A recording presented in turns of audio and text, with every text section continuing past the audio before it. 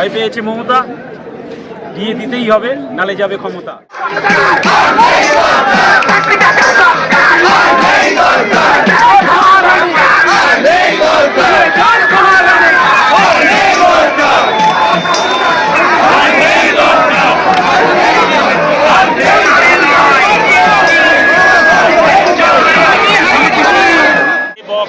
নচেত যাবো কালীঘাট, দে দে ডিএ মিটিয়ে দে, দে দে ডিএ মিটিয়ে দে, আর মামলা করিস না, ছেড়ে দে বকে আর নচেত যাবো কালীঘাট, ছেড়ে দে বকে আর নচেত যাবো কালীঘাট।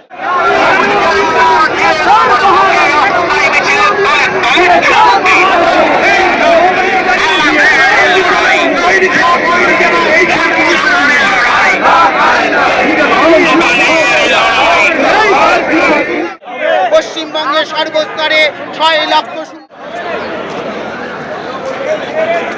ওই দূরে ব্যারিকেড করে দেওয়া হয়েছে। এই হচ্ছে ওবরায়, না হ্যাঁ ওবরায় গ্র্যান্ড হোটেল, ওই দূরে ব্যারিকেড করে দেওয়া হয়েছে।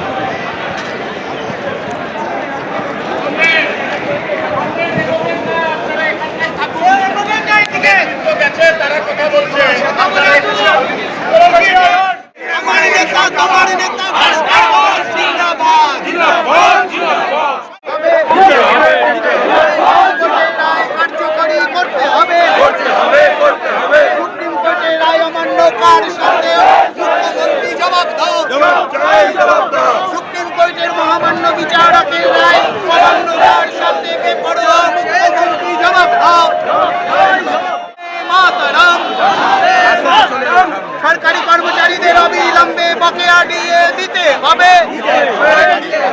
বন্দে মাতরম, বন্দে মাতরম। সরকারি কর্মচারী পরিষদ জিন্দাবাদ, সংগ্রামী যৌথ মঞ্চ জিন্দাবাদ, জিন্দাবাদ, জিন্দাবাদ। আজকে সংগ্রামী যৌথ মঞ্চ এবং সরকারি কর্মচারী পরিষদ এই সদের সম্মিলিত সুপ্রিম কোর্টের রায় মেনে বকেয়া ডিএ না দেওয়ার জন্য আমরা সবাই মিলে রাস্তায় নেমেছি। এটা বুঝিয়ে দেওয়ার জন্য যে আদালতের পাশাপাশি আমরা রাস্তাতেও আছি। আজকে রাস্তা অচল করলাম, প্রয়োজন পড়লে রাজ্যও অচল হবে, সেই বার্তাটা দিতে চাই। কিন্তু মুশকিল হলো, রাজ্য প্রশাসন প্রথমে কথা দিয়েছিল যে এই মিছিলটাকে ধর্মতলা থেকে হাজরা অবধি গিয়ে অ্যালাউ করবে, কিন্তু দেখতে পেলাম শুরুতেই এই ডরিনা ক্রসিংয়েই আটকে দিল। আসলে হয়তো মাননীয়া হাজরা অবধি যদি মিছিলটা যেত, অবরুদ্ধ হতো ওনার বাড়ির আশেপাশের জায়গা, অসুবিধায় উনি পড়তেন। তাই হয়তো সেটা মনে করে ভয় পেয়ে সারা রাজ্যের যারা কলকাতায় জীবিকার টানে এসছেন তাদেরকে বিপদে ফেলে আমাদেরকে ধর্মতলাতেই আটকে দিলেন। মমতা, দিয়ে দিতেই হবে, নালে যাবে ক্ষমতা।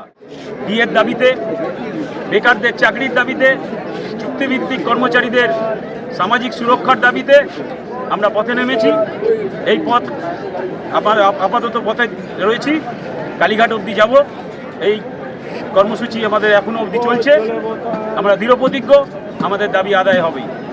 জয় হিন্দ, বন্দে মাতরম, ভারত মাতা কি জয়।